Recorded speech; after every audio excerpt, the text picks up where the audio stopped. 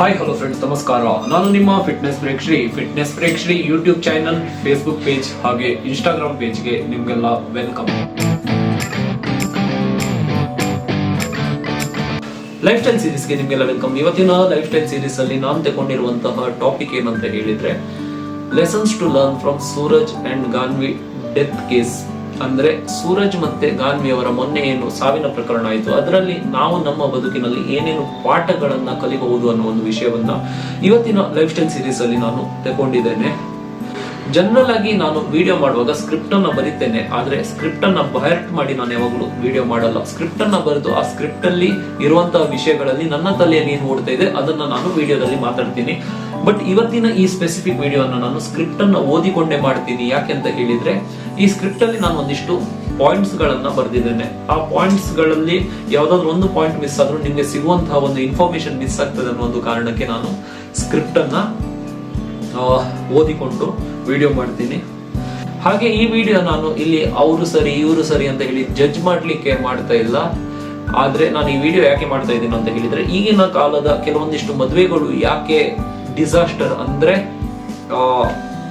ದುರಂತ ಅಂತ್ಯಗಳು ಕಾಣ್ತಾ ಇದೆ ಅನ್ನೋ ಒಂದು ವಿಷಯವನ್ನ ಈ ಗಾನ್ವಿ ಮತ್ತೆ ಸೂರಜ್ ಕೇಸ್ ಅನ್ನ ಅನಲೈಸ್ ಮಾಡಿ ನಿಮ್ಗೆ ಹೇಳುವ ಒಂದು ಪ್ರಯತ್ನವನ್ನ ನಾನು ಮಾಡ್ತಾ ಇದ್ದೀನಿ. ಈ ವಿಡಿಯೋ ಮಾಡ್ಲಿಕ್ಕೆ ಮುಂಚೆ ನಾನು ತುಂಬಾ ಸಲ ಯೋಚನೆ ಮಾಡಿದೆ, ವಿಡಿಯೋ ಮಾಡ್ಬೇಕೋ ವಿಡಿಯೋ ಮಾಡುದು ಬೇಡವಾ ಅಂತ ಹೇಳಿ ನಾನು ತುಂಬಾ ಸಲ ಯೋಚನೆ ಮಾಡಿದೆ. ಯಾಕೆಂತ ಹೇಳಿದ್ರೆ, ಯಾರ್ದೋ ಮನೆಯಲ್ಲಿ ಒಂದು ಸಾವಾಗಿದೆ, ಆ ಸಾವಿನ ವಿಷಯವನ್ನ ತಗೊಂಡು ನನ್ನ ಇನ್ಸ್ಟಾಗ್ರಾಮ್ ಪೇಜಿಗೆ ವ್ಯೂಸ್ ಅನ್ನ ತಗೊಳ್ಳುವಂತಹ ಬುದ್ಧಿ ನನಗೆ ಇಲ್ಲ. ಅದಕ್ಕೋಸ್ಕರ ನಾನು ಈ ವಿಡಿಯೋ ಮಾಡ್ಲಿಕ್ಕೆ ಮುಂಚೆ ವಿಡಿಯೋ ಮಾಡ್ಲಾ ಬೇಡವಾ ಅಂತ ಹೇಳಿ ತುಂಬಾ ಯೋಚನೆ ಮಾಡಿದೆ.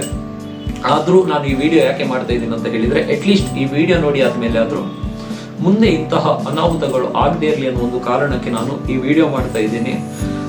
ಇನ್ನು ಕೇಸ್ ಬಗ್ಗೆ ನೋಡೋದಾದ್ರೆ, ಸೂರಜ್ ಮತ್ತೆ ಗಾನ್ವಿ ಅವರು ಮದ್ವೆ ಆಗ್ತಾರೆ. ಮದ್ವೆ ಆಗಿದ್ದು ಸ್ವಲ್ಪ ದಿನ ಆದ್ಮೇಲೆ ಅವರಿಬ್ಬರು ಶ್ರೀಲಂಕಾಗೆ ಹನಿಮೂನ್ಗೆ ಹೋಗ್ತಾರೆ. ಹನಿಮೂನ್ ಅಲ್ಲಿ ಏನ್ ನಡೀತು ಅಂತ ಹೇಳಿ ಯಾರಿಗೂ ಗೊತ್ತಿಲ್ಲ. ಹನಿಮೂನ್ ಇಂದ ವಾಪಸ್ ಬಂದ ಮೇಲೆ ಗಾನ್ವಿ ಅವರು ಆತ್ಮಹತ್ಯೆ ಮಾಡ್ಕೊಳ್ತಾರೆ. ಗಾನ್ವಿ ಅವರ ಆತ್ಮಹತ್ಯೆ ಆಗ್ತಿದ್ದಾಗೆ ಗಾನ್ವಿ ಅವರ ಮನೆಯವರು ಸೂರಜ್ ಮೇಲೆ ಒಂದಿಷ್ಟು ಆರೋಪಗಳನ್ನ ಮಾಡ್ತಾರೆ. ಸೂರಜ್ ಗಂಡಸೆ ಆಗಿರ್ಲಿಲ್ಲ, ಅವನಿಗೆ ಸೆಕ್ಸ್ ಅಲ್ಲಿ ಇಂಟ್ರೆಸ್ಟ್ ಇರ್ಲಿಲ್ಲ, ಜಾನ್ವಿಗೆ ಸೂರಜ್ ಮನೆಯಲ್ಲಿ ಒಂದಿಷ್ಟು ಟಾರ್ಚರ್ ಕೊಡ್ತಾ ಇದ್ರು ಅನ್ನೋ ಒಂದಿಷ್ಟು ಆರೋಪಗಳನ್ನ ಮಾಡ್ತಾರೆ. ಇದಾಗಿ ಒಂದು 2 ದಿನ ಆದ್ಮೇಲೆ ಸೂರಜ್ ಅವರು ಮಹಾರಾಷ್ಟ್ರದಲ್ಲಿ ಆತ್ಮಹತ್ಯೆಯನ್ನ ಮಾಡ್ಕೊಳ್ತಾರೆ. ಆಗ ಸೂರಜ್ ಮನೆಯವರು ಗಾನ್ವಿ ಮೇಲೆ ಒಂದು ಆರೋಪವನ್ನು ಮಾಡ್ತಾರೆ. ಗಾನ್ವಿಗೆ ಮದುವೆಗಿಂತ ಮುಂಚೆ ಒಂದು ಹುಡುಗನ ಜೊತೆ ಲವ್ ಇತ್ತು.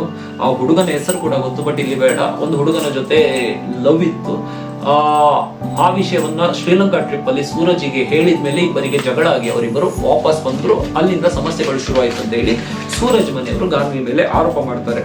ಇದರಲ್ಲಿ ಯಾರ ಆರೋಪ ಸತ್ಯ, ಯಾರು ಆರೋಪ ಸುಳ್ಳು ಅನ್ನೋದು ಇಂಪಾರ್ಟೆಂಟ್ ಅಲ್ಲ. ಯಾಕೆಂತ ಹೇಳಿದ್ರೆ, ಶ್ರೀಲಂಕಾ ಟ್ರಿಪ್ ಅಲ್ಲಿ ಏನಾಗಿತ್ತು ಅಂತ ಹೇಳಿ ಸೂರಜ್ ಮತ್ತೆ ಗಾನ್ವಿಗೆ ಬಿಟ್ಟು ಬೇರೆಯವರಿಗೆ ಗೊತ್ತಿಲ್ಲ. ಬಟ್ ನಾನು ಕೂಡ ಈ ವಿಡಿಯೋವನ್ನ ಯಾರು ಸರಿ ಯಾರು ತಪ್ಪು ಅಂತ ಹೇಳಲಿಕ್ಕೆ ಮಾಡ್ತಾ ಇಲ್ಲ. ಈ ವಿಡಿಯೋವನ್ನ ಅನಲೈಸ್ ಮಾಡಿಕೊಂಡು ಇದರಿಂದ ನಾವು ಏನು ಪಾಠವನ್ನ ಕಲಿಬಹುದು ಅನ್ನೋ ಒಂದು ವಿಷಯಕ್ಕೋಸ್ಕರ ನಾನು ಈ ವಿಡಿಯೋ ಮಾಡ್ತಾ ಇರೋದ್ರಿಂದ ಇಲ್ಲಿ ನಾನು ಯಾರು ತಪ್ಪು ಯಾರು ಸರಿ ಅಂತ ಹೇಳಿ ಮಾತಾಡ್ಲಿಕ್ಕೆ ಹೋಗಲ್ಲ. ಈ ಕೇಸ್ ಅನ್ನ ನಾನು ಅನಲೈಸ್ ಮಾಡಿದಾಗ ನನಗೆ 2 ಆಂಗಲ್ ಸಿಕ್ತು. ಒಂದು, ಸೂರಜ್ ಮೇಲೆ ಗಾನ್ವಿಯ ಪೇರೆಂಟ್ಸ್ ಗಳು ಮಾಡಿದಂತಹ ಆರೋಪಗಳು. ಸೆಕೆಂಡ್ ಆಂಗಲ್ ಏನಂತ ಹೇಳಿದ್ರೆ, ಸೂರಜ್ ಮನೆಯವರು ಗಾನ್ವಿ ಮೇಲೆ ಮಾಡಿದಂತಹ ಆರೋಪಗಳು. ಈಗ ಗಾನ್ವಿ ಪೇರೆಂಟ್ಸ್ ಸೂರಜ್ ಮೇಲೆ ಏನೇನು ಆರೋಪಗಳನ್ನ ಮಾಡಿದಾರಂತ ಹೇಳಿ ನೋಡೋದಾದ್ರೆ, ಸೂರಜ್ ಗಂಡ್ಸಾಗಿರ್ಲಿಲ್ಲ, ಅವನಿಗೆ ಸೆಕ್ಸ್ ಅಲ್ಲಿ ಇಂಟ್ರೆಸ್ಟ್ ಇರ್ಲಿಲ್ಲ, ಸೂರಜ್ ಮನೆಯವರು ಗಾನ್ವಿಗೆ ಟಾರ್ಚರ್ ಕೊಡ್ತಾ ಇದ್ರು ಅಂತ.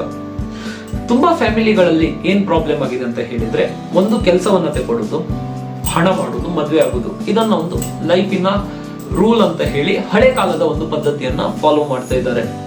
ಬಟ್ ಮದ್ವೆ ಆಗ್ಲಿಕ್ಕೆ ಮುಂಚೆ ಹುಡುಗನಲ್ಲಿ ಮೇಲ್ ಕ್ವಾಲಿಟಿಗಳು ಅಂದ್ರೆ ಜನರಲ್ ಮೇಲ್ ಕ್ವಾಲಿಟಿಗಳು ಇದೆಯಾ ಅಂತ ಹೇಳಿ, ಅಂದ್ರೆ ಸಾಮಾನ್ಯ ಪುರುಷ ಸ್ವಭಾವಗಳು ಆ ಹುಡುಗನಲ್ಲಿ ಇದೆಯಾ ಇಲ್ಲೋ ಅಂತ ಹೇಳಿ ಚೆಕ್ ಮಾಡದೆ 2-3 ತಿಂಗಳಲ್ಲಿ ಒಂದು ಮ್ಯಾರೇಜ್ ಅನ್ನ ಅರೇಂಜ್ಮೆಂಟ್ ಮಾಡಿ ಆ ಹುಡುಗಿಯನ್ನ ಹುಡುಗನಿಗೆ ಮದುವೆ ಮಾಡಿ ಕೊಡ್ತಾರೆ.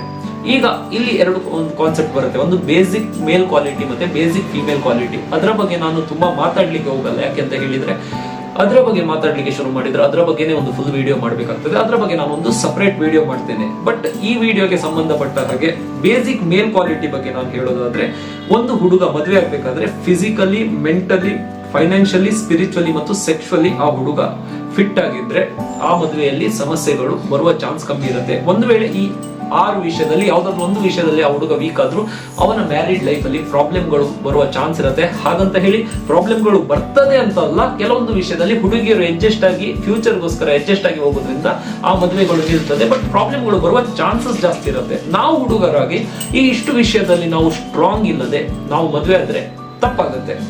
ಇನ್ನು ಸೆಕೆಂಡ್ ಆರೋಪದ ಒಂದು ಸೆಕೆಂಡ್ ಅನಲೈಸೇಷನ್ ನಾನು ಮಾಡಿ ನೋಡೋದಾದ್ರೆ, ಒಂದು ಮದುವೆ ಆಗ್ಬೇಕಂತ ಹೇಳಿದ್ರೆ ಕಂಪಲ್ಸರಿ ಮೆಡಿಕಲ್ ಮತ್ತೆ ಫಿಸಿಕಲ್ ಟೆಸ್ಟ್ ಅನ್ನ ಮಾಡಬೇಕು. ಇದನ್ನು ನಾನು ಯಾಕೆ ಹೇಳ್ತಿದ್ದೇನೆ ಅಂದ್ರೆ, ಆ ಮೆಡಿಕಲ್ ಮತ್ತೆ ಮೆಡಿಕಲ್ ಟೆಸ್ಟ್ ಅಲ್ಲಿ ಏನೇನು ಇನ್ಕ್ಲೂಡ್ ಆಗಿರ್ಬೇಕಂದ್ರೆ ಫಿಸಿಕಲ್ ಹೆಲ್ತ್ ಮತ್ತೆ ಮೆಂಟಲ್ ಹೆಲ್ತ್ ಅದರಲ್ಲಿ ಇನ್ಕ್ಲೂಡ್ ಆಗಿರ್ಬೇಕು. ನಾನು ಇದನ್ನ ಯಾಕೆ ಹೇಳ್ತೀನಿ ಅಂತ ಹೇಳಿದ್ರೆ, ಒಂದು ಸೆಕೆಂಡ್ ಹ್ಯಾಂಡ್ ಕಾರ್ ತಗೊಳ್ಳಿಕ್ಕೆ ಹೋದ್ರೆ ಕೂಡ ನಾವು 10 ಸಲ ಯೋಚನೆ ಮಾಡ್ತೀವಿ, 10 ಡಿಫ್ರೆಂಟ್ ಆದ ಟೆಸ್ಟ್ ಮಾಡ್ತೀವಿ, ಆಮೇಲೆ ಆ ಕಾರನ್ನ ಮನೆಗೆ ತರ್ತೀವಿ. ಅಂತದ್ರಲ್ಲಿ ಒಂದು ಹುಡುಗಿಯನ್ನ, ನಿಮ್ಮ ಮನೆಯ ಹುಡುಗಿಯನ್ನ ನೀವು ಬೇರೆಯವರಿಗೆ ಮದುವೆ ಮಾಡಿ ಕೊಡ್ಲಿಕ್ಕೆ ಹೋಗ್ತಾ ಇರುವಾಗ ಆ ಹುಡುಗನ ಬಗ್ಗೆ ಪಿನ್ ಟು ಪಿನ್ ಮಾಹಿತಿ ಇಲ್ಲದೆ ನೀವು ಮದುವೆ ಮಾಡಿ ಕೊಟ್ರೆ ಮುಂದೆ ಸಮಸ್ಯೆಗಳು ಬರುವ ಚಾನ್ಸಸ್ ಇರುತ್ತೆ. ಸೊ ಒಂದು ಹುಡುಗನಿಗೆ ನಿಮ್ಮ ಮನೆಯ ಹುಡುಗಿಯನ್ನು ಕೊಡುವಾಗ ಆ ಹುಡುಗನ ಬಗ್ಗೆ ಒಂಚೂರು ಪಿನ್ ಟು ಪಿನ್ ಇನ್ಫಾರ್ಮೇಶನ್ ಅಂದ್ರೆ ಮಾಹಿತಿಯನ್ನ ನೀವು ಕಲೆಕ್ಟ್ ಮಾಡಿದ್ರೆ ತುಂಬಾ ಚೆನ್ನಾಗಿರುತ್ತೆ. ಇನ್ನು ಕೆಲವರು ಹೇಳ್ತಾರೆ ಪರ್ಫೆಕ್ಟ್ ಪಾರ್ಟ್ನರ್ ನಮ್ಗೆ ಸಿಗಲ್ಲ, ಇದ್ದ ಪಾರ್ಟ್ನರ್ ಅನ್ನೇ ನಾವು ಪರ್ಫೆಕ್ಟ್ ಆಗಿ ಮಾಡಿಕೊಳ್ಬೇಕು ಅಂತ. ನನ್ನ ಹತ್ರ ಕೇಳಿದ್ರೆ ಈ ಕಾನ್ಸೆಪ್ಟ್ ಬುಲ್ಶಿಟ್ ಕಾನ್ಸೆಪ್ಟ್ ಅಂತ ನಾನು ಹೇಳ್ತೀನಿ. ಇದನ್ನ ಯಾಕೆ ಹೇಳ್ತೀನಿ ಅಂತ ಹೇಳಿದ್ರೆ, ನಾವೊಂದು ರಿಲೇಶನ್ಶಿಪ್ ಅಲ್ಲಿ ಇದ್ದಾಗ ನಮ್ಗೆ ಒಂದು ಪಾರ್ಟ್ನರ್ ಪರ್ಫೆಕ್ಟ್ಲಿ ಮ್ಯಾಚ್ ಆಗದೆ ಇದ್ದಾಗ, ನಾವು ಅವರ ಜೊತೆಗೆ ಇದ್ದಾಗ ಅವರು ನಮ್ಮ ಮೆಂಟಲ್ ಹೆಲ್ತ್ ಅನ್ನ ಹಾಳು ಮಾಡ್ತಾರೆ. ಈಗ ನಾನು ಹೇಳಿದರ ಅರ್ಥ, ಈಗ ಆಲ್ರೆಡಿ ಮದುವೆ ಆದವರು ನಿಮ್ಮ ಪಾರ್ಟ್ನರ್ ಅಲ್ಲಿ ಪರ್ಫೆಕ್ಷನ್ ಇಲ್ಲ ಅಂತ ಹೇಳಿ ಬಿಡಿ ಅಂತ ನಾನು ನಿಮ್ಗೆ ಹೇಳ್ತಾ ಇಲ್ಲ. ಒಂದು ಪಾರ್ಟ್ನರ್ಸ್ ಅಂತ ಹೇಳಿದ್ರೆ ಒಂದು ಅಡ್ಜಸ್ಟೇಬಲ್ ಝೋನ್ ಇರುತ್ತೆ.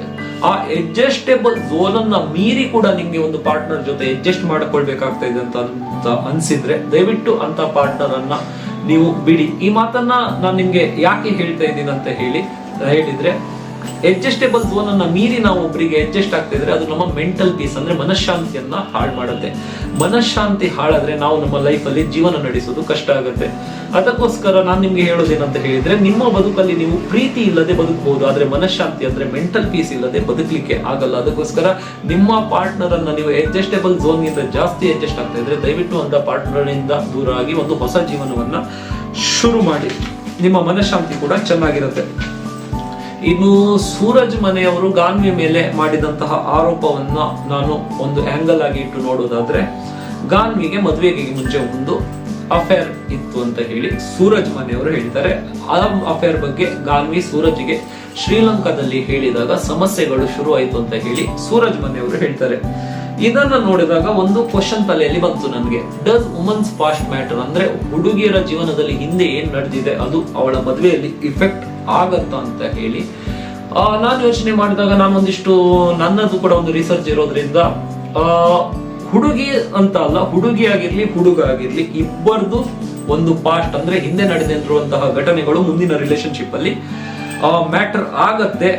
ಇದರ ಬಗ್ಗೆ ನಾನು ನಿಮ್ಗೆ ಯಾಕೆ ಹೇಳ್ತಾ ಇದ್ದೀನಿ ಅಂತ ಹೇಳಿದ್ರೆ, ನಾವು ಕೆಲವೊಂದ್ಸಲ ಏನ್ ಮಾಡ್ತೀವಿ, ನಮ್ಮ ಪಾಸ್ಟ್ ಅಲ್ಲಿ ಒಂದು ಕೆಟ್ಟ ಘಟನೆ ನಡೆದಿರುತ್ತೆ. ಆ ಘಟನೆ ನಡೆದಾದ್ಮೇಲೆ ಆ ನೋವಿಂದ ಹೀಲ್ ಆಗದೆ ಅದೇ ನೋವನ್ನ ಇಟ್ಕೊಂಡು ನಮ್ಮ ಫ್ಯೂಚರ್ಗೆ ಹೋಗ್ತೀವಿ. ಅದು ನಮ್ಮ ಫ್ಯೂಚರ್ ಮೇಲೆ ಖಂಡಿತ ಇಫೆಕ್ಟ್ ಮಾಡುತ್ತೆ. ಆದ್ರೆ ಹುಡುಗರ ಪಾಸ್ಟ್ ಇಂದ ಆಗುವಂತ ಇಫೆಕ್ಟ್ ಮತ್ತೆ ಹುಡುಗಿಯರ ಪಾಸ್ಟ್ ಇಂದ ಆಗುವಂತ ಇಫೆಕ್ಟ್ಗಳು ಬೇರೆ ಬೇರೆ ಇರ್ತದೆ. ಅದರ ಬಗ್ಗೆ ನಾನು ಒಂದು ಸಪರೇಟ್ ವಿಡಿಯೋ ಮಾಡ್ತೇನೆ, how past of the men and past of the woman matter in the marriage ಅಂತ ಹೇಳಿ ನಾನೊಂದು ಸಪರೇಟ್ ವಿಡಿಯೋ ಮಾಡ್ತೇನೆ. ಅವಾಗ ಅದರ ಬಗ್ಗೆ ನಾನು ಮಾತಾಡ್ತೇನೆ. ಇಲ್ಲಿ ಇನ್ನೊಂದು ಕಾನ್ಸೆಪ್ಟ್ ಬರುತ್ತೆ, dark nature of male and dark nature of female. ಅಂದ್ರೆ ಪುರುಷರ ಕೆಟ್ಟ ಸ್ವಭಾವಗಳು ಮತ್ತೆ ಮಹಿಳೆಯರ ಕೆಟ್ಟ ಸ್ವಭಾವಗಳು ಅಂತ ಹೇಳಿ 2 ಟಾಪಿಕ್ ಬರುತ್ತೆ. ಇದರ ಬಗ್ಗೆ ನಾನು ಹೇಳೋದಾದ್ರೆ ನಿಮ್ಗೆ, ನಮ್ಮ ಸಮಾಜ ಅಂದ್ರೆ ನಮ್ಮ society dark nature of the male ಅಂದ್ರೆ ಹುಡುಗರ ಡಾರ್ಕ್ ನೇಚರ್ ಬಗ್ಗೆ ಯಾವಾಗ್ಲೂ ಒಂದು ಅವೇರ್ನೆಸ್ ಮೂಡಿಸಿದೆ. ಆದ್ರೆ ಫಿಮೇಲ್ ಡಾರ್ಕ್ ನೇಚರ್ ಬಗ್ಗೆ ಸೊಸೈಟಿ ಅವೇರ್ನೆಸ್ ಅನ್ನ ಮೂಡಿಸಲಿಲ್ಲ. ಅದಕ್ಕೆ ನಾನು ಕಾರಣ ಅದಕ್ಕೆ ಬೇರೆನೇ ಇದೆ. ಅದರ ಬಗ್ಗೆ ಕೂಡ ನಾನು ಒಂದು dark nature of male and female ಅಂತ ಹೇಳಿ ವಿಡಿಯೋ ಮಾಡಿದಾಗ ನಾನು ಹೇಳ್ತೇನೆ. ಇಲ್ಲಿ ನಾವು ಹುಡುಗಿಯರ ಡಾರ್ಕ್ ನೇಚರ್ ಬಗ್ಗೆ ಹೇಳಿಲ್ಲ ಅಂತ ಹೇಳಿ ಹುಡುಗಿಯರನ್ನ ಕೂಡ ಜಡ್ಜ್ ಮಾಡೋದು ತಪ್ಪಾಗುತ್ತೆ. ನಾನು ಯಾಕೆ ಇದನ್ನ ಹೇಳ್ತೀನಿ ಅಂತ ಹೇಳಿದ್ರೆ, ಆ ಹುಡುಗಿಯರ ಡಾರ್ಕ್ ನೇಚರ್ ಅನ್ನ ಹೇಳಿರೋದಕ್ಕೆ ಸಮಾಜಕ್ಕೆ ಒಂದು ಅಂದ್ರೆ ನಮ್ಮ ಸೊಸೈಟಿಗೆ ಒಂದು ಬೇರೆಯೇ ಕಾರಣ ಇತ್ತು. ಅದರ ಬಗ್ಗೆ ನಾನು ಮುಂದೆ ಯಾವಾಗಾದ್ರೂ ವಿಡಿಯೋ ಮಾಡಿದಾಗ ಮಾತಾಡ್ತೀನಿ. ಈಗ ನನ್ನ ಹತ್ರ ಕೆಲವರು ಹೇಳ್ಬೋದು, ಎಲ್ಲಾ ಹುಡುಗಿಯರು ಎಲ್ಲ ಹುಡುಗರು ಒಂದೇ ಅಲ್ಲ ಅಂತ ಹೇಳಿ. ಹೌದು, ಎಲ್ಲ ಹುಡುಗಿಯರು ಎಲ್ಲ ಹುಡುಗರು ಒಂದೇ ಅಲ್ಲ. ಆದ್ರೆ ಬೇಸಿಕ್ ಮೇಲ್ ನೇಚರ್ ಮತ್ತೆ ಬೇಸಿಕ್ ಫೀಮೇಲ್ ನೇಚರ್ ಎಲ್ಲ ಹುಡುಗಿಯರು ಮತ್ತೆ ಎಲ್ಲ ಹುಡುಗರಲ್ಲಿ ಒಂದೇ ಆಗಿರುತ್ತೆ. ಅಂದ್ರೆ ಹುಡುಗರ ಸಾಮಾನ್ಯ ಗುಣ ಹಾಗೆ ಹುಡುಗಿಯರ ಸಾಮಾನ್ಯ ಗುಣ ಎಲ್ಲ ಹುಡುಗಿಯರು ಮತ್ತೆ ಹುಡುಗರಲ್ಲಿ ಒಂದೇ ಆಗಿರುತ್ತೆ. ಅದಕ್ಕೋಸ್ಕರ ನಾನು ನಿಮ್ಗೆ ಏನ್ ಹೇಳ್ತಾ ಇದ್ದೀನಿ ಅಂತ ಹೇಳಿದ್ರೆ, ಮನುಷ್ಯರು ಸ್ವಭಾವದ ಬೇರೆ ಆದ್ರೂ ನಮ್ಮ ಒಂದು ಜನರಲ್ ಸ್ವಭಾವ ಸೇಮ್ ಆಗಿರುತ್ತೆ ಅಂತ ಹೇಳಲಿಕ್ಕೆ ನಾನು ಹೋಗಿದ್ದು. ಇನ್ನು ನನ್ನ ವಿಡಿಯೋ ಮತ್ತೆ ನನ್ನ ಕಮೆಂಟ್ ಅನ್ನ ನೋಡಿ ಕೆಲವರು ಒಂದಿಷ್ಟು ಜನ ನನ್ನನ್ನು ಫಿಮೇಲ್ ವಿರೋಧಿ ಅಂದ್ರೆ ನಾನು ಹುಡುಗಿಯರ ವಿರೋಧಿ ಅಂತ ಹೇಳ್ತಾರೆ. ಬಟ್ ನಾನು ಹುಡುಗಿಯರ ವಿರೋಧಿ ಅಲ್ಲ, ನಾನು ಹುಡುಗರ ಪರ ಕೂಡ ಅಲ್ಲ, ನಾನು ಸತ್ಯದ ಪರ. ಯಾವಾಗ ನಮ್ಮ ಸಮಾಜ ಅಂದ್ರೆ society dark nature of the female hide ಮಾಡ್ಲಿಕ್ಕೆ ಶುರು ಮಾಡಿತು, ಅದರ ಬಗ್ಗೆ ನನಗೆ ಗೊತ್ತಾದಾಗ ನಾನು ಒಂದಿಷ್ಟು ಕಮೆಂಟ್ಗಳಲ್ಲಿ ವಿಡಿಯೋಗಳಲ್ಲಿ ಮಾತಾಡಿದ್ದೇನೆ. ಅದಕ್ಕೋಸ್ಕರ ನನಗೆ ಆ ಟೈಟಲ್ ಕೂಡ ಸಿಕ್ಕಿದೆ, ಹುಡುಗಿಯರ ವಿರೋಧಿ ಅಂತ. ನಾನು ಖಂಡಿತ ಹುಡುಗಿಯರ ವಿರೋಧಿ ಅಲ್ಲ. ನಾನು ಏನ್ ಮಾಡ್ತಾ ಇದ್ದೀನಿ ಅಂತ ಹೇಳಿದ್ರೆ, ಹುಡುಗಿಯರಿಗೆ ಅವರ ಒಂದು ಡಾರ್ಕ್ ನೇಚರ್ ಬಗ್ಗೆ ಒಂದು ಅವೇರ್ನೆಸ್ ಮೂಡಿಸುವ ಒಂದು ಕೆಲಸವನ್ನ ನಾನು ಮಾಡ್ತಾ ಇದ್ದೇನೆ. ಇನ್ನು ಸ್ಪೆಸಿಫಿಕ್ ಆಗಿ ಈ ವಿಷಯವನ್ನೆಲ್ಲ ನಾನು ನಿಮ್ ಜೊತೆ ಯಾಕೆ ಮಾತಾಡಿದೆ ಅಂತ ಹೇಳಿದ್ರೆ, ಇದಕ್ಕೂ ಈ ಕೇಸ್ಗೂ ಸಂಬಂಧ ಇಲ್ಲದೆ ಇದ್ರೆ, ಈಗ ನಾನು ಈ ಕೇಸ್ ಬಗ್ಗೆ ಮಾತಾಡುವಾಗ ನಾನು ಮಾತಾಡಿದ ಇಷ್ಟು ವಿಷಯಗಳು ಇಲ್ಲಿ ಕನೆಕ್ಟ್ ಆಗ್ತದೆ. ಈಗ ಸೂರಜ್ ಮತ್ತೆ ತಂದೆ ತಾಯಿ ಗಾನ್ವಿ ಮೇಲೆ ಮಾಡಿರೋ ಆರೋಪದ ಪ್ರಕಾರ ಅವಳಿಗೆ ಒಂದು ಮದುವೆ ಮುಂಚೆ ಬಾಯ್ ಫ್ರೆಂಡ್ ಇತ್ತು. ಇದನ್ನ ನಾನು ಒಂಚೂರು ಡೀಪ್ ಆಗಿ ನೋಡಿದಾಗ ನನ್ಗೆ ಎರಡು ಕಾನ್ಸೆಪ್ಟ್ಗಳು ಸಿಕ್ತು. ಒಂದು ಬಂಬಲ್ ಮ್ಯಾರೇಜ್ ಮತ್ತೆ ಇನ್ನೊಂದು ರಿಬೌಂಡ್ ಮ್ಯಾರೇಜ್ ಅಂತ. ನಾನಿಲ್ಲಿ ಹೇಳಿರುವಂತಹ ಟರ್ಮ್ಸ್ ಕರೆಕ್ಟಾ ತಪ್ಪಾ ನನ್ಗೆ ಗೊತ್ತಿಲ್ಲ. ಆದ್ರೆ ಈ ಟರ್ಮ್ಸ್ ಕರೆಕ್ಟಾ ತಪ್ಪಾ ಅನ್ನೋದು ಇಂಪಾರ್ಟೆಂಟ್ ಅಲ್ಲ, ಈ ಟರ್ಮ್ಸ್ ಅಲ್ಲಿರುವಂತಹ ವಿಷಯಗಳು ಇಂಪಾರ್ಟೆಂಟ್. ಆ ವಿಷಯವನ್ನು ನಿಮ್ಗೆ ಹೇಳುವಂತಹ ಪ್ರಯತ್ನವನ್ನ ನಾನು ಮಾಡ್ತೀನಿ. ಫಸ್ಟ್ ಬಂಬಲ್ ಮ್ಯಾರೇಜ್ ಅಂತ ಹೇಳಿ ನೋಡೋದಾದ್ರೆ ಏನಂತ ಹೇಳೋದಾದ್ರೆ, ನಾವು ನಮ್ಮ ಕಾಲೇಜ್ ಡೇಸ್ ಅಲ್ಲಿ ನೋಡಿರ್ತೀವಿ, ನಮ್ಮ ಕಾಲೇಜ್ ಇರುವಂತಹ ಯಾವ್ದಾದ್ರು ಒಂದು ಹುಡುಗಿಗೆ ಲವ್ ಆದ್ರೆ ಆ ಹುಡುಗಿಯ ಲವ್ ಬಗ್ಗೆ ಅವರ ಮನೆಯವರಿಗೆ ಗೊತ್ತಾದ್ರೆ ಆ ಮನೆಯವರು ಆ ಹುಡುಗಿಯನ್ನ ಸಡನ್ ಆಗಿ ಒಂದು ಬೇರೆ ಹುಡುಗನೊಟ್ಟಿಗೆ ಅರೇಂಜ್ ಮ್ಯಾರೇಜ್ ಮಾಡಿ ಕೊಡ್ತಾರೆ. ಇಂತಹ ಮ್ಯಾರೇಜ್ ಅಲ್ಲಿ ಒಂದು ಸಮಸ್ಯೆ ಏನಾಗ್ತದೆ ಅಂತ ಹೇಳಿದ್ರೆ, ಆ ಹುಡುಗಿಗೆ ಫೋರ್ಸಿಬಲಿ ಈ ಮನೆಯವರು ಮದುವೆ ಮಾಡಿರ್ತಾರೆ. ಇಂತಹ ಮನೆಯವರ ಹತ್ರ ನಾನೊಂದು ರಿಕ್ವೆಸ್ಟ್ ಮಾಡ್ಕೊಳ್ಳೋದೇನಂತ ಹೇಳಿದ್ರೆ, ನಿಮ್ಮ ಮನೆಯ ಹುಡುಗಿ ಮಾಡಿದಂತ ಮೆಸ್ಸಪ್ ಅಂದ್ರೆ ಹುಚ್ಚಾಟಕ್ಕೆ ಬೇರೆ ಹುಡುಗರ ಒಂದು ಇನೋಸೆಂಟ್ ಹುಡುಗರ ಜೀವನವನ್ನ ನೀವು ಹಾಳು ಮಾಡಬೇಡಿ. ಒಂದು ವೇಳೆ ನೀವು ನಿಮ್ಮ ಮಗಳು ಲವ್ ಮಾಡ್ತಾ ಇರುವಂತಹ ಹುಡುಗ ಸರಿ ಇಲ್ಲ ಅಂದ್ರೆ, ಆ ಹುಡುಗ ಸರಿ ಇಲ್ಲ ಅಂತ ಹೇಳಿ ನಿಮ್ಮ ಮನೆಯ ಹುಡುಗಿಗೆ ನೀವು ಮನವರಿಕೆ ಮಾಡಿ ಕೊಡ್ಲಿಕ್ಕೆ ನೋಡಿ ಬಿಟ್ರೆ, ಅವಳಿಗೆ ಫೋರ್ಸ್ಫುಲ್ ಆಗಿ ಇನ್ನೊಂದು ಇನೋಸೆಂಟ್ ಹುಡುಗನ ಜೊತೆ ಮದುವೆ ಮಾಡಿಕೊಟ್ಟು ಈ ಕಡೆ ಅವಳ ಜೀವನ ಮತ್ತೆ ಆ ಕಡೆ ಅವನ ಜೀವನವನ್ನ ಕೂಡ ಹಾಳು ಮಾಡಬೇಡಿ. ಪೇರೆಂಟ್ಸ್ ಆಗಿ ನಿಮ್ಗೆ ಜವಾಬ್ದಾರಿ ಇರುತ್ತೆ ಅಂತ ಹೇಳಿ ನನ್ಗೆ ಖಂಡಿತವಾಗ್ಲೂ ಗೊತ್ತು. ಆದ್ರೆ ನಿಮ್ಮ ಜವಾಬ್ದಾರಿ ಅಂತ ಹೇಳಿ ಇನ್ನೊಂದು ಮನೆಯ ಇನೋಸೆಂಟ್ ಹುಡುಗನ ಜೀವನವನ್ನ ನೀವು ಹಾಳು ಮಾಡಬೇಡಿ. ಒಂದು ವೇಳೆ ಅವಳು ಆ ಹುಡುಗನನ್ನ ತಲೆಯಲ್ಲಿ ಇಟ್ಕೊಂಡು ಇನ್ನೊಂದು ಮದುವೆ ಆದ್ರೂ, ನಾಳೆ ಆ ಮ್ಯಾರಿಡ್ ಲೈಫ್ ಅಲ್ಲಿ ಆ ಮದುವೆಯಾದ ಹುಡುಗನಿಗೆ ಆ ಹುಡುಗಿ ಹಾರ್ಮ್ ಮಾಡುವ ಚಾನ್ಸ್ ಇರುತ್ತೆ, ಅಥವಾ ಬೇರೆ ಏನೋ ಅನಾಹುತ ಆಗುವ ಚಾನ್ಸ್ ಇರುತ್ತೆ. ಅದಕ್ಕೋಸ್ಕರ ಫೋರ್ಸ್ಫುಲಿ ನಿಮ್ಮ ಮನೆ ಹುಡುಗಿ ಬೇರೆ ಹುಡುಗನನ್ನ ಲವ್ ಮಾಡ್ತಾ ಇದ್ದಾನೆ ಅನ್ನೋ ಒಂದೇ ಕಾರಣಕ್ಕೆ ಇನ್ನೊಂದು ಹುಡುಗರ ಜೊತೆಗೆ ಮದುವೆ ಮಾಡಿ ಕೊಡ್ಲಿಕ್ಕೆ ಹೋಗ್ಬೇಡಿ. ಇನ್ನು ರಿಬಾಂಡ್ ಮ್ಯಾರೇಜ್ ಅಂತ ಹೇಳಿ ಸೆಕೆಂಡ್ ಕಾನ್ಸೆಪ್ಟ್ ಬಗ್ಗೆ ನೋಡೋದಾದ್ರೆ, ಜನರಲ್ ಆಗಿ ಒಂದು ಹುಡುಗಿ ಬಂದು 20s ಏಜ್ ಅಲ್ಲಿ ಇರುವಾಗ ಒಂದು ಹುಡುಗನನ್ನ ಲವ್ ಮಾಡ್ತಾ ಇದ್ದಾಳೆ ಅಂತ ಅನ್ಕೊಳ್ಳಿ. ಅವಳು 30sಗೆ ಒಂದು 25 to 30s ಇನ್ ಬಿಟ್ವೀನ್ ಬರುವಾಗ ಆ ಹುಡುಗ ಅವಳಿಗೆ ಮೋಸ ಮಾಡಿದ ಅನ್ಕೊಳ್ಳಿ. ಆಗ ಒಂದು ಸೈಡ್ ಅಲ್ಲಿ ಅವಳಿಗೆ ಆ ಹುಡುಗಿಗೆ ಏಜ್ ಕೂಡ ಆಗಿರೋದ್ರಿಂದ ಆ ಹುಡುಗಿಗೆ ಒಂದು ಸೊಸೈಟಿಯಿಂದ ಒಂದು ಪ್ರೆಷರ್ ಇರುತ್ತೆ, ನಾನು ಮದ್ವೆ ಆಗ್ಲೇಬೇಕು ಅಂತ. ಆ ಪ್ರೆಷರಿಗೋಸ್ಕರ ಆ ಹುಡುಗಿ ಮದ್ವೆ ಆದ್ಮೇಲಾದ್ರೂ ನನ್ನ ಮೈಂಡ್ ಅಲ್ಲಿ ಇರುವಂತಹ ನೋವು ಹೋಗ್ಬೋದು ಅನ್ಕೊಂಡು ಆ ಹುಡುಗಿ ಮದ್ವೆ ಆಗ್ತಾಳೆ.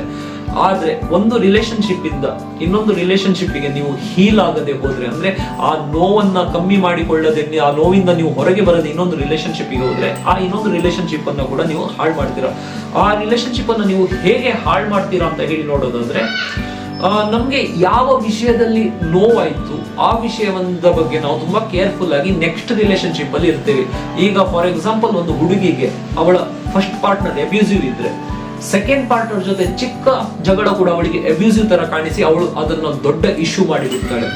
ಒಂದು ವೇಳೆ ಅವಳ ಫಸ್ಟ್ ಪಾರ್ಟ್ನರ್ ಅವಳನ್ನ ಸೆಕ್ಷುವಲಿ ಯೂಸ್ ಮಾಡಿಕೊಂಡಿದ್ರೆ, ಸೆಕೆಂಡ್ ಪಾರ್ಟ್ನರ್ ಒಂಚೂರು ರೊಮ್ಯಾಂಟಿಕ್ ಆದ್ರೂ ಆ ಪಾರ್ಟ್ನರ್ ಅವಳನ್ನು ಅದೇ ತರ ಯೂಸ್ ಮಾಡ್ತಾ ಇದ್ದಾಳೆ ಅನ್ನೋ ಒಂದು ಥಾಟ್ ಅವಳ ತಲೆಯಲ್ಲಿ ಬಂದು ಅಲ್ಲಿ ಕೂಡ ಅವಳು ಒಂದು ಇಶ್ಯೂ ಅನ್ನು ಕ್ರಿಯೇಟ್ ಮಾಡ್ತಾರೆ. ನಾವು ಯಾವಾಗ ನಾನೇನ್ ಹೇಳುದು ಅಂತ ಹೇಳಿದ್ರೆ, ಪ್ರತಿ ಒಂದು ಹೊಸ ರಿಲೇಶನ್ಶಿಪ್ ನಿಮ್ಗೆ ಒಂದು ಹೊಸ ಆರಂಭ ಇದ್ದ ಹಾಗೆ, ಅಂದ್ರೆ ನ್ಯೂ ಬಿಗಿನಿಂಗ್ ಇದ್ದ ಹಾಗೆ.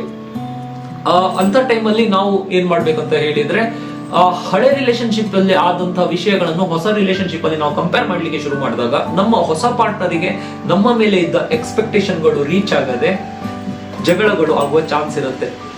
ಹಾಗಂತ ಹೇಳಿ ಹೊಸ ರಿಲೇಶನ್ಶಿಪ್ ಅಲ್ಲಿ ನೋವು ಬರುವುದಿಲ್ಲ ಅಂತ ಅಲ್ಲ. ನಿಮ್ಗೆ ಆಗ್ಲೇ ಹೇಳಿದಾಗೆ ನಾನು, ಒಂದು ಹೊಸ ರಿಲೇಶನ್ಶಿಪ್ ಒಂದು ಹೊಸ ಆರಂಭ ಅಷ್ಟೇ. ಪ್ರತಿ ರಿಲೇಶನ್ಶಿಪ್ ಅಲ್ಲಿ ನಿಮ್ಗೆ ಆದ ನೋವುಗಳು ಒಂದು ಪಾಠ ಅಷ್ಟೇ ಬಿಟ್ರೆ, ಅದನ್ನ ಕಂಪೇರ್ ಮಾಡಿ ನೀವು ಇನ್ನೊಂದು ರಿಲೇಶನ್ಶಿಪ್ ಅಲ್ಲಿ ಯೂಸ್ ಮಾಡಿದ್ರೆ ತುಂಬಾ ಕಷ್ಟ ಆಗುತ್ತೆ. ಅದಕ್ಕೋಸ್ಕರ ನೀವು ಒಂದು ಹಳೆ ರಿಲೇಶನ್ಶಿಪ್ ಇಂದ ಹೊಸ ರಿಲೇಶನ್ಶಿಪ್ ಗೆ ಹೋಗ್ಬೇಕಾದ್ರೆ ನೀವು ಹೀಲ್ ಆಗಿ ಹೋದ್ರೆ ನಿಮ್ಮ ಪಾಸ್ಟ್ ಮ್ಯಾಟರ್ ಆಗಲ್ಲ. ನೀವು ಒಂದು ವೇಳೆ ಹೀಲ್ ಆಗದೆ ಅದೇ ವುಂಡೆಡ್ ಡ್ಯಾಮೇಜ್ ಇಂದ ನೀವು ಹೋದ್ರೆ ನಿಮ್ಮ ಪಾಸ್ಟ್ ಖಂಡಿತ ಮ್ಯಾಟರ್ ಆಗತ್ತೆ. ಇನ್ನು ರೀಸೆಂಟ್ ಆಗಿ ನಂದೊಬ್ಬ ಫ್ರೆಂಡ್ ನನಗೆ ಫೋನ್ ಮಾಡಿದ್ದ. ನಂದು ಒಂದು ಹಳೆ ರಿಲೇಶನ್ಶಿಪ್ ಇತ್ತು. ಆ ರಿಲೇಶನ್ಶಿಪ್ ಅಲ್ಲಿ ನನಗೆ ತುಂಬಾ ನೋವು ಸಿಕ್ಕಿದೆ. ನನ್ನನ್ನು ಮುಂಚೆಯಿಂದ ನೋಡಿದಂತ ನನ್ನ ಫ್ರೆಂಡ್ಸಿಗೆ ಗೊತ್ತು. ಆ ರಿಲೇಶನ್ಶಿಪ್ ಬಗ್ಗೆ ನಿನ್ನ ಒಪಿನಿಯನ್ ಏನು ಅಂತ ಹೇಳಿ ನನ್ನ ಫ್ರೆಂಡ್ ಕೇಳಿದ. ಆಗ ನಾನು ಅವನಿಗೆ ಹೇಳಿದ್ದೆ, ನಾನು ಹಿಂದೆ ತಿರುಗಿ ನೋಡಿದ್ರೆ ನಾನೊಂದು ಆಗಿ ಒಣಗಿದ ಗಾಯ, ಬರೀ ಗಾಯ ಕಾಣ್ತದೆ, ಬಟ್ ಆ ಗಾಯದ ನೋವು ನನಗೆ ಕಾಣ್ತಾ ಇಲ್ಲ ಅಂತ ಹೇಳಿದೆ. ಅಂದ್ರೆ ಬೇಸಿಕಲಿ ನಾನು ಆ ವಿಷಯದಿಂದ ಹೀಲ್ ಆಗಿದ್ದೇನೆ. ಸೊ ಹೊಸ ರಿಲೇಶನ್ಶಿಪ್ ಗೆ ನೀವು ಎಂಟ್ರಿ ಕೊಡುವಾಗ ಹಳೆ ರಿಲೇಶನ್ಶಿಪ್ ಇಂದ ನಿಮಗೆ ಆದಂತಹ ನೋವುಗಳನ್ನ ನೀವು ಯಾವ ರೀತಿಯಲ್ಲಿ ಹೀಲ್ ಆಗ್ಬೇಕಂತ ಹೇಳಿದ್ರೆ, ನೀವು ಹಿಂದೆ ತಿರುಗಿ ನೋಡಿದ್ರೆ ನಿಮ್ಗೆ ಹಳೆ ರಿಲೇಶನ್ಶಿಪ್ ಅಲ್ಲಿ ಆದ ನೋವುಗಳು ಒಂದು ಒಣಗಿದ ಗಾಯದ ತರ ಕಾಣ್ಬೇಕು ಬಿಟ್ರೆ, ಆ ಗಾಯದ ನೋವಿಂದ ನೀವು ನರಳಾಟವನ್ನು ಅನುಭವಿಸ್ತಾ ಇದ್ದು ನೀವು ಹೊಸ ರಿಲೇಶನ್ಶಿಪ್ ಗೆ ಹೋದ್ರೆ ನಿಮ್ಮ ಹೊಸ ರಿಲೇಶನ್ಶಿಪ್ ಅನ್ನು ನೀವು ಹಾಳು ಮಾಡ್ತೀರಾ. ಇದಿಷ್ಟು ಸೂರಜ್ ಮತ್ತೆ ಗಾನ್ವಿ ಕೇಸ್ ಅನ್ನ ನಾನು ಅನಲೈಸೇಷನ್ ಆಗಿ ಇಟ್ಕೊಂಡು ಒಂದಿಷ್ಟು ನನಗೆ ಸಿಕ್ಕಿದಂತಹ ಲೆಸನ್ ಗಳ ಬಗ್ಗೆ ನಾನು ನಿಮ್ಗೆ ಹೇಳಿದ್ದೀನಿ. ಇನ್ನು ಸೂರಜ್ ಮತ್ತೆ ಗಾನ್ವಿ ಮನೆಯವರಿಗೆ ಈ ನೋವಿಂದ ಹೊರಗೆ ಬರುವಂತಹ ಶಕ್ತಿ ದೇವರು ಕೊಡ್ಲಿ ಅಂತ ಹೇಳಿ ನಾನು ದೇವರಲ್ಲಿ ಕೇಳಿಕೊಳ್ತೀನಿ. ಇನ್ನು ಈ ವಿಡಿಯೋ ಮುಗಿಸ್ತಾ ಇದ್ದೀನಿ. ಎಲ್ರಿಗೂ ಧನ್ಯವಾದ. ನಾನು ನಿಮ್ಮ ಫಿಟ್ನೆಸ್ ಫ್ರೀಕ್ ಶ್ರೀ.